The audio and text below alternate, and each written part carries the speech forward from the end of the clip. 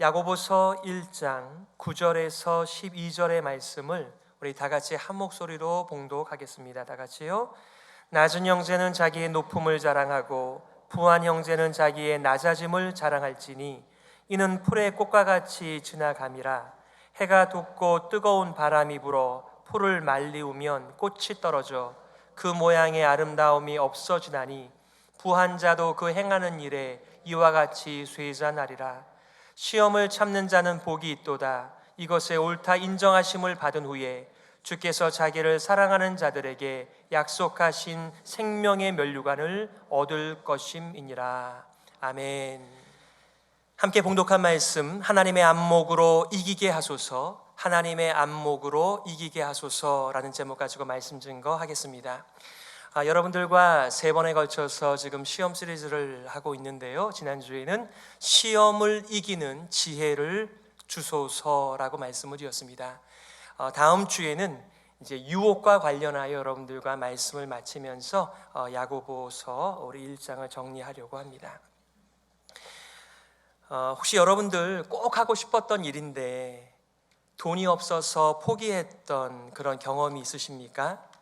특별히 일제시대를 경험하시고 6.25를 경험하시고 또 군사 독재 정권 하에서 살아가시면서 어려움을 겪었던 많은 자수성가하신 분들에게는 아마 그런 일들이 낯설지 않으실 거예요. 뭔가 마음을 먹었지만, 뭔가 꿈을 꾸어보았지만 현실이 그렇지 않으니까 내려놓아야 하는데, 그 현실 중에 가장 피부에 와닿는 것이 이 부의 문제, 빈곤의 문제, 가난의 문제였겠죠. 나 혼자 그런 것을 경험한다라고 하면 어느 정도 꿈도 포기하고 살아갈 수 있겠지만, 우리의 자녀가 아픈데 돈의 문제 때문에 그 아이에게 치료와 진료, 또 약을 공급할 수 없다면 정말 돈이 원수 같을 것입니다. 그뿐만인가요? 우리 부모들은 잘 못 배웠지만 자녀들에게 정말 좋은 교육을 안겨주고 싶어서 여러분께서 얼마나 많이 신경들을 쓰십니까? 그러나 교육비가 충분하지 못해서 그것도 내려놓아야 한다면 정말 우리의 삶 가운데 이 빈곤의 문제는 그냥 단순히 이렇게 살짝 읽고 지나갈 일은 아닐 것이라는 생각은 충분히 공감합니다. 그뿐만입니까? 어렵게 돈이나 재산을 모았는데 사기를 당했다거나 정말 억울하게 그것을 잃어버리게 되었다면 여러분, 그 시간에, 그 순간에, 그 시절에 그 어려움과 상실감을 도대체 무엇을 통해서 위로를 받고 회복을 하셨는지 궁금합니다. 먹고 사는 문제 그럭저럭 해결하고 살아가지만 우리 주변에 나보다 잘 사는 사람들 사는 모습들 보게 되면 그 비교가 될 때의 느낌들을 여러분들께서는 어떻게 소화하시면서 살아가고 계시는지요? 지금도 여전히 돈 때문에 죽고 사는 일이 부지기수로 일어나는 것을 봅니다. 도둑질, 살인, 강도, 또 사기, 자살, 이 모든 일들이 사람들은 입을 모아 말합니다. 돈 때문에 그렇게 됐다라고 말을 하죠. 공감이 됩니다. 1948년 6월에 독일의 화폐개혁 때문에 수백만의 사람들이 하루아침에 돈이 종이 휴지 조각이 되는 것을 경험하면서 많은 사람들이 자살을 했다고 합니다. 도대체 돈이 뭐길래? 우리는 그렇게 말하면서도 그 돈의 통치하에서 어쩔 수 없이 살아가는 우리의 모습들을 발견합니다. 초대교회도 마찬가지였습니다. 가장 큰 시험거리와 고난은 빈곤의 문제였습니다. 어떤 성도들은 가난에서 벗어나기 위하여 애쓰다가 오히려 덫에 걸리고 시험에 빠져서 신앙에서 멀어지는 사람들이 있었습니다. 좀 가진 것이 있는 사람들에게는 가진 것을 유지하고 더 움켜쥐기 위한, 더 누리려고 애쓰는 과정에서 어려움을 겪기도 하고 신앙에서 벗어나기도 합니다. 사도 바울은 디모데에게 이렇게 교훈한 적이 있어요. 그러나 지족하는 마음이 있으면 경건이 큰 이익이 되느니라. 우리가 세상에 아무것도 가지고 온 것이 없음에 또한 아무것도 가지고 가지 못하리니 우리가 먹을 것과 입을 것이 있은즉 족한 줄로 알 것이니라. 부하려 하는 자들은 시험과 올무와 여러 가지 어리석고 해로운 정욕에 떨어지나니 곧 사람으로 침륜과 멸망에 빠지게 하는 것이라. 돈을 사랑함이 일만하게 뿌리가 되나니 이것을 사모하는 자들이 미혹을 받아 믿음에서 떠나 많은 근심으로써 자기를 찔렀도다. 이렇게 얘기합니다. 여러분, 사실상 오늘 본문의 말씀에서 가난과 부를 다루고 있지만 이것 자체가 토픽은 아니에요. 사실 오늘 본문의 말씀은 지난주에 나누었던 1장 2절부터 12절까지가 한 세트입니다. 시험의 토픽을 다루면서 한 예들을 지금 다루고 있는 것이죠. 여러분, 이 세상의 기준에서 볼 때 여러분들은 가난한 자인가요? 부유한 자인가요? 오늘 본문에서는 시험과 관련해서 그 시험과 시련과 고난이 가난과 함께 맞물릴 때 더 힘들고 괴롭고 어렵다라고 하는 것을 인정하면서 그런 상황에서 어떻게 우리가 이겨낼 것인가, 동시에 부한 형제들을 향하여서도 그 시험을 이길 진정한 능력은 어디에서 나오는가를 가지고 도전하고 있는 것입니다. 어떤 분들은요, 특별히 한국 분들 가운데는 도대체 어느 정도 가져야 좀 부유하다라고 말을 할 수 있느냐, 그러니까 평균적으로는 한 100만 불, 한 10억 정도를 가지고 있으면 부자다 이렇게 생각들 하는 것 같아요. 근데 이게 이제 도시마다 또 다른 것입니다. 그래서 광역시에 사시는 분들은 최소한 그게 어떻게 나온 수치인지 모르겠는데 58억은 있어야 그래도 부유하다라고 이 명함을 내밀 수 있다는 것이죠. 그런 것을 보게 되면 서울에 사시는 분들은 한 밀리언은 있어야 좀 있다라고 말을 할 수 있는 것이 아닌가 싶기도 합니다. 지난 금요일에 우리 방글라데시를 소개하면서 그 나라의 그 형편들을 잠깐 이렇게 나누어 주셨는데, 거기는 하루에 그 평균 수입이 3불이라고 합니다. 그러니까 이제 많이 이게 상대적인 것이죠. 그 나라에서 3불 버는 것과 우리나라에서 3불은 좀 절대가치 면에 있어서 좀 어려움은 있는 것 같지만 정말 어려운 것이죠. 보통 전 세계 한 85%는 한 달의 수입이 평균 30불이라고 하니 우리가 뭐 그것과 딱 대조해서 우리 형편들을 해석할 것은 아니지만 우리 모든 삶의 모습들을 이런 금전적인 가치와 기준을 가지고 생각해 볼 때 참 이 빈곤의 문제, 가난의 문제, 돈이 없음의 문제는 그저 불편한 정도의 문제가 아니라 우리의 그 닥치는 시련과 고난을 이겨내는 데 있어서도 참 중요한 가치의 문제가 된다는 것을 알게 된다는 것입니다. 질병 하나만으로도, 사고 하나만으로도, 교육 하나만으로도 큰 우리에게 시련이 될 수 있는 거리가 될 수 있겠지만 거기에다가 가난이 함께 엮여 있다면 도대체 그것을 어떻게 우리가 감당하면서 살아갈 수가 있겠습니까? 그러다 보니 우리의 마음 가운데 자꾸만 결론이 뭐가 되는 거예요? 돈만 있었으면, 돈만 있다면 이것은 아무런 문제가 되지 않을 텐데라는 생각으로 자꾸만 마음이 향하는 것입니다. 오늘 여러분들과 두 가지를 크게 나누고 싶습니다. 첫 번째는 가난한 성도가 자랑해야 할 것, 두 번째는 부유한 성도가 자랑해야 할 것, 그리고 이것을 가지고 어떻게 우리들에게 찾아오는 크고 작은 시험, 고난, 시련들을 이겨내며 살아갈 것인가. 오늘 여러분들 그 찬양대의 찬양을 잘 들으셨지요? 그리고 우리가 초반에 함께 찬양한 그 내용 가운데 어떤 가사의 내용이 있었습니까? 면류관을 이 주님께 바친다, 이런 표현들이 나오는데 오늘 그 면류관의 그 메시지도 나옵니다. 결론부터 말씀드리고자 한다면 모든 승리의 원천이 되시는 그 하나님께서 우리 모두에게 이 생명의 면류관을 씌워주실 텐데 그것을 벗어서 다시 돌려드리는 거예요. 그 메시지가 무엇을 의미하는 것입니까? 제가 이긴 것 같지만, 제가 견딘 것 같지만 바로 하나님께서 은혜 주시고 지혜 주시고 능력 주셔서 제가 이렇게 면류관을 받았습니다. 이건 주님의 것입니다. 우리 자녀들이 그 대학을 졸업하고 나서 학사모를 벗어서 누구에게 씌워주죠? 부모님께 입혀드리고 씌워드리는 이유가 뭐예요? 제 힘으로 한 것이 아닙니다. 아버지, 어머니께서 그렇게 고생을 한 결과가 이것이니 어머니가 아버지가 쓰시지요 하고 돌려드리는 것과 똑같은 신앙 고백이에요. 우리의 힘들고 쉽지 않은 인생 속에서 하나님께서 승리를 경험케 하여 주신다는 것 자체가 얼마나 큰 은혜이고 하나님의 놀라운 배려인지 모르겠습니다. 그래서 우리가 승리의 하나님을 찬양하는 것이지요. 첫 번째는 가난한 성도가 자랑할 것은 무엇이라고 말해요? 9절에 보니 낮은 형제는 자기의 높음을 자랑하고 자신의 부유해짐을 자랑하라라고 말합니다.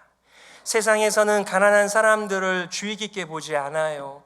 멸시합니다. 하찮게 봅니다. 하지만 하나님께서는 그 가난한 자들을 주목하시면서 스스로를 내가 고아와 과부의 아버지다라고 말하면서 뭐라고 말씀하시죠? 그들에게 복음을 전해주시며 하늘의 비밀을 알려주시면서 하나님의 자녀로 삼아주신 이 놀라운 높여주심과 부유하심을 자랑하라, 이런 말씀입니다. 여기서 말하는 낮은 형제는 여러 가지의 낮음을 의미하기도 하겠지만 1차적으로는 이 빈곤, 가난한 형제를 가리키는 것입니다. 이어서 나오는 그 부유한 형제와 대조가 되면 금방 우리가 개념을 떠올릴 수 있겠죠. 자기의 높음이라고 하는 것은 하나님께서 아무도 거들떠보지 않는 그런 인생을 친히 찾아오셔서 내가 너를 선택했다, 너에게 영원한 생명을 준다, 하나님의 아름다운 나라를 상속케 하는 상속자로 삼았다, 이 모든 하늘의 부요를 가지게 되었으니 자신의 높아짐을 인하여 하나님께 영광을 올려드리고 무사람들에게 이 놀라운 일을 행하신 하나님을 자랑하라, 이런 메시지를 주시는 것입니다. 가난도 그 자체가 큰 우리들에게 시련이지만 그것을 부끄러워하는 이러한 사회 분위기 속에서 헐벗음, 배고픔, 목마름은 그것만으로 끝나지 않고 우리들에게 많은 것들을 어렵게 만드는 원인이 되는 것을 압니다. 하지만 그 어느 것도 하나님의 자녀를 향한 축복과 관심과 돌봄과 계획을 끌어놓을 수 있는 것이 없음, 바로 그것 때문에 얼마든지 우리의 상황과 상관없이 우리가 높지 않고 낮은 자리에 처해 있다고 하더라도 우리는 자부심과 그리고 하나님 앞에 자랑의 삶을 살 수 있음, 이것을 말씀하는 것입니다. 하나님께서 값없이 우리들을 찾아오셔서 하나님의 자녀 삼아 주셨습니다. 세상에서는 조건들을 많이 따지지만 하나님께서는 조건을 따지지 않으시고 오직 그분의 은혜를 믿음으로 받아들이는 모든 사람들에게 이 하늘에 감히 측량할 수 없는 하늘의 보화들을 우리들에게 허락하여 주신 것입니다.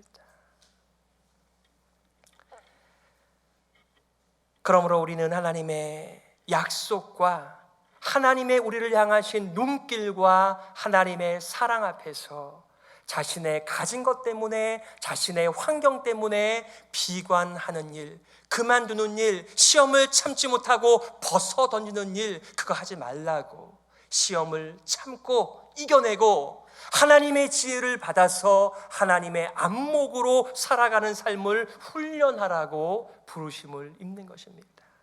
이것이 훈련이 되지 않으면요, 하나님께서 많은 재물을 주신다고 하더라도 정작 개발이 되고 훈련이 되어야 할 값진 인내의 열매는 우리 갖지 못하는 것이죠.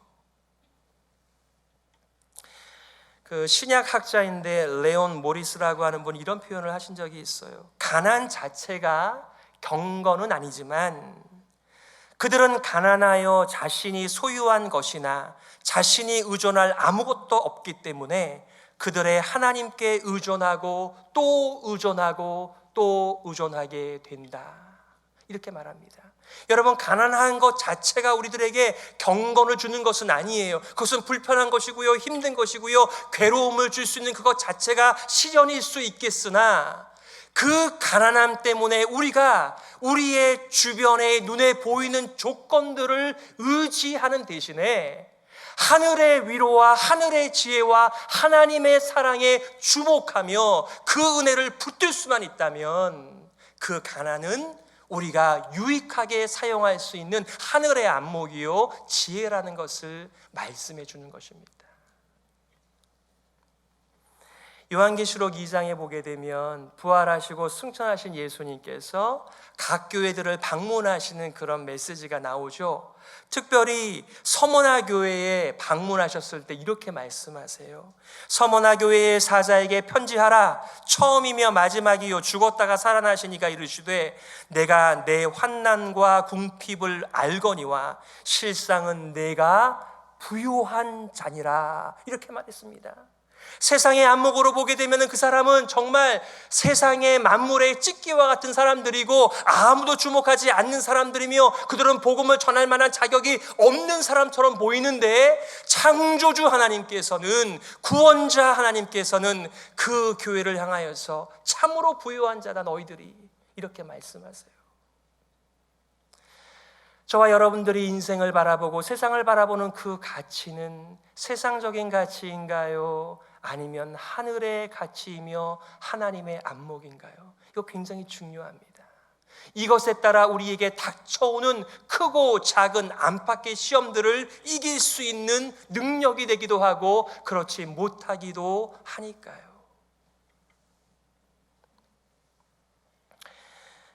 두 번째는 부유한 성도가 자랑할 것이 무엇이죠? 10절 상반절에 자신의 가난해짐을 자랑하라, 이렇게 얘기했습니다.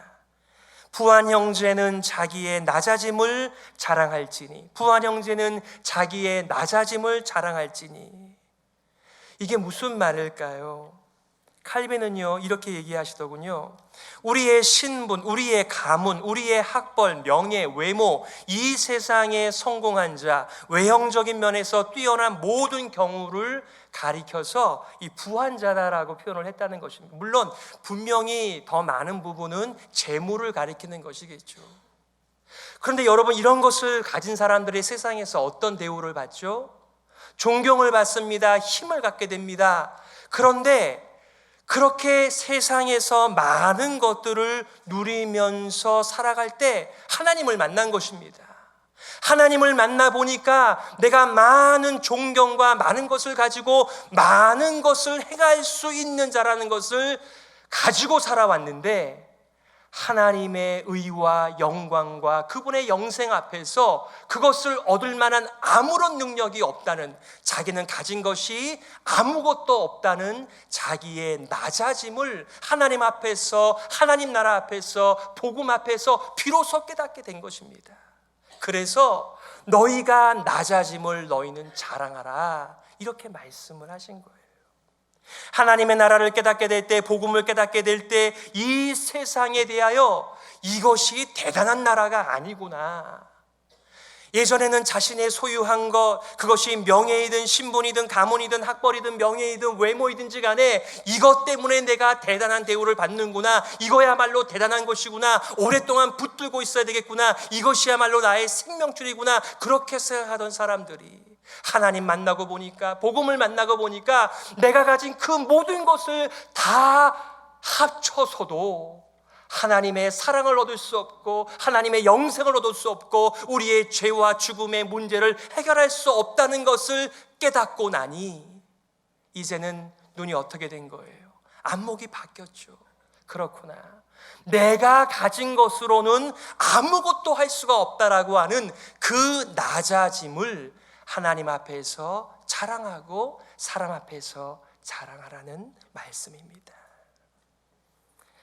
칼빈은 다시 한번 이렇게 말씀하세요. 지금까지 크게 칭송을 받던 것이 그리스도의 복음으로 말미암아 실제로는 중요한 것이 아니요 더없이 하찮은 것이었다는 점을 알게 되기 때문에 세상의 헛된 교만과 영광에 빠지지 않도록 세상의 영광을 잃어버리는 바로 거기서 성도의 진정한 영광이 담겨 있다라고 하는 바로 그 진리를, 하나님의 안목을 몸에 익히라라고 교훈하세요. 우리는 종종 머리로 아는 것과 나의 그 실제적인 삶의 차이가 있다는 것을 잘 압니다. 제가 시카고에 와서 달리기를 배우고 있다라고 말씀드리지 않았습니까? 근데 저에게 달리기를 가르쳐 주신 분께서 제발 천천히 하라 이렇게 늘 말씀해 주세요. 예, 머리로는 알죠. 왜요? 힘이 있을 때 그것을 다 써버리면 제가 목표한 것을 다 돌지 못하기 때문에 그런 것입니다. 너무나 간단한 레슨이에요. 제발 무리하지 마세요. 천천히 하세요. 그래야 끝까지 갈 수가 있습니다. 근데 저도 모르게 앞에 시간을 또 힘을 다 쏟고 나중에는 도저히 달릴 수가 없습니다.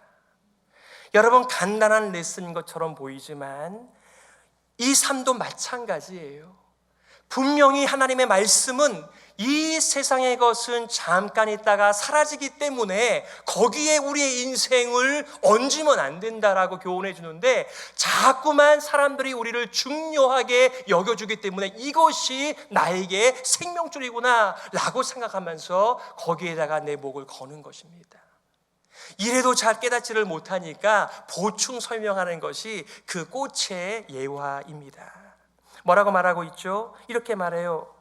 이는 풀의 꽃과 같이 지나감이라. 부한 형제가 가진 것들이 풀의 꽃과 같이 지나간다는 것이죠. 11절에도 해가 돋고 뜨거운 바람이 불어 풀을 말리우면 꽃이 떨어져 그 모양의 아름다움이 없어지나니 부한 자도 그 행하는 일에 이와 같이 쇠잔하리라. 제 위인식 때 한 소녀가 저에게 꽃다발을 안겨 주었습니다. 너무나 감사해서 제가 그것을 며칠 두다가 버리지 않으려고 제 방에다가 드라이 플라워를 만들어 놓았습니다.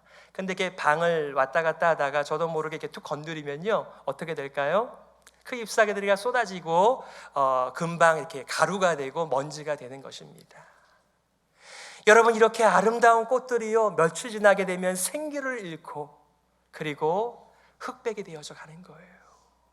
우리가 지금 가지고 있는 그 신분과 가문과 학벌과 명예와 외모와 재물들이 말이죠, 마치 이런 꽃과 같다는 것입니다. 지금 하나님께서는 꽃 얘기를 하는 것이 아니고요, 인생에 대하여 말씀하세요. 선지자 이사야를 통해서 이렇게 말씀하십니다. 40장 6절이죠. 말하는 자의 소리여 가로되 외치라 대답하되 내가 무엇이라 외치리이까 가로되 모든 육체는 풀이요 그 모든 아름다움은 들의 꽃 같으니. 이렇게 외치라는 거예요. 인생이 무엇인지를 선지자들은 외치면서 그들이 착각 속에 살아가지 않도록 복음을 전하라고 하는 메시지죠.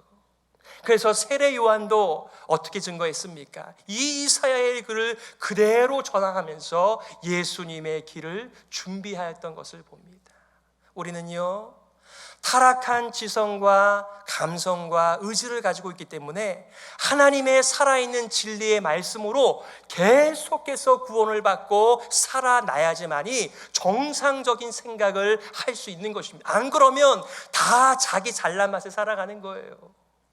보이는 것이 전부라고 생각하면서 살아가는 것입니다. 하지만 그것을 가지고는 이 세상에서 우리에게 찾아오는 크고 작은 시련들을 절대로 이길 수 없음. 그러기에 하늘의 지혜를 구하면서 하나님의 안목으로 인생과 세상을 볼 수 있는 능력을 가지라는 메시지가 오늘 본문의 말씀이죠.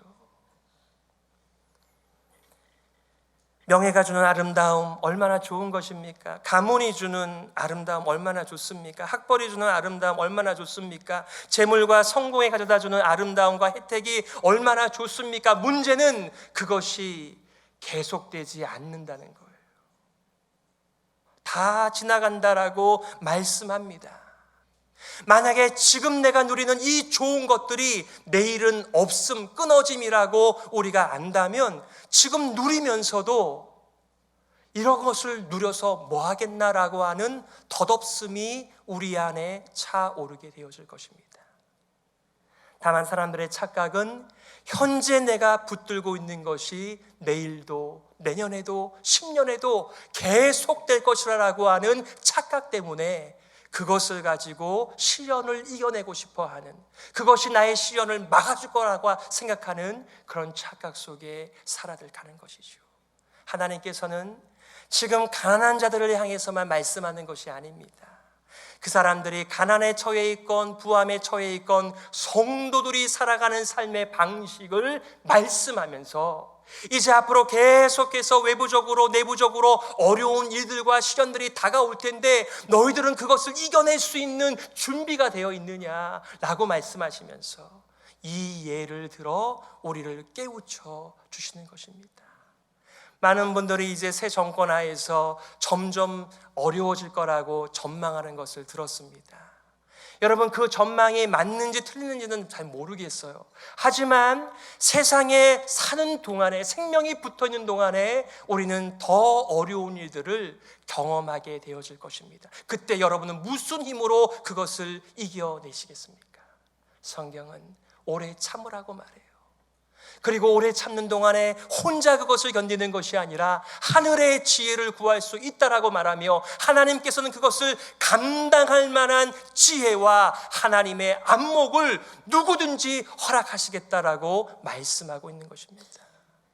하나님께서 이것을 주실 때 받고 참고 그리고 인내가 우리한테 성령의 열매로 맺혀지게 된다라고 한다면 우리는 어떤 세상이 온다고 할지라도 우리는 우리의 앞길을 자신하며 담대하게 복음을 전하며 살아갈 수가 있겠지요.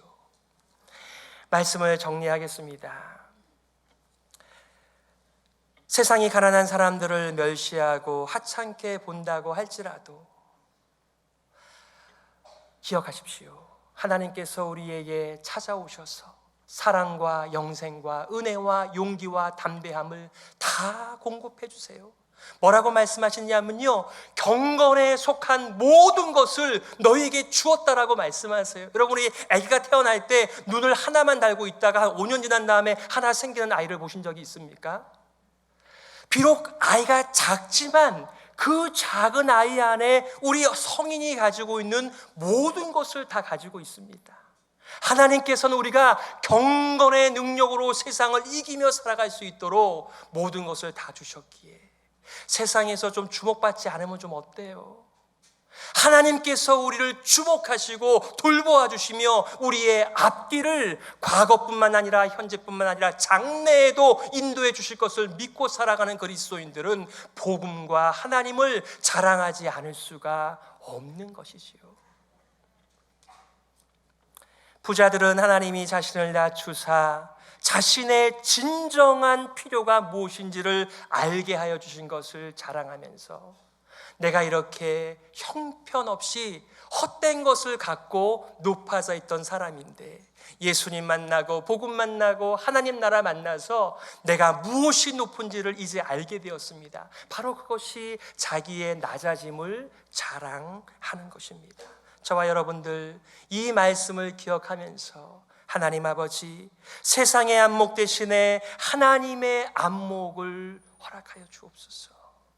시험과 시련과 고난을 끝까지 견디고 이기게 하여 주옵소서. 이렇게 우리의 삶의 크고 작은 일들을 감당하면서 그 승리의 면류관을 우리 하나님께 올려드리는 우리 모두가 되기를 주님의 이름으로 축복합니다. 우리 말씀을 붙들고 함께 기도하기를 원합니다. 세상의 안목 대신에 하나님의 안목 주시고 이기게 하여 주시옵소서.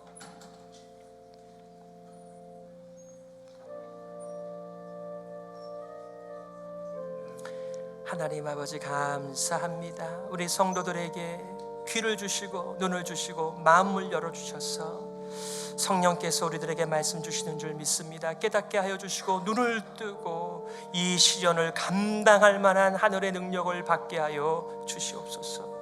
하나님, 세상의 대우 때문에 낙심하지 않게 하여 주시고 자기를 하찮게 여기지 않게 하여 주시고 우리에게 닥친 시련들을 넘기지 않게 하여 주시옵소서. 내가 궁핍함으로 말하는 것이 아니라 어떠한 형편에든지 내가 자족하기를 배웠노니 내가 비천에 처할 줄도 알고 풍부에 처할 줄도 알아. 모든 일에 배부르며 배고픔과 풍부와 궁핍에도 일체의 비결을 배웠노라. 내게 능력 주시는 자 안에서 내가 모든 것을 할 수 있느니라. 아멘. 하나님, 어려운 시대를 살아가고 있는 우리 성도들, 가난에 처해 있든 부유함에 처해 있든 이런 것들의 상황의 문제가 아닌 하나님의 지혜, 하나님의 안목으로 이 모든 시련을 감당하고 승리하는 성도들 되게 하여 주옵소서.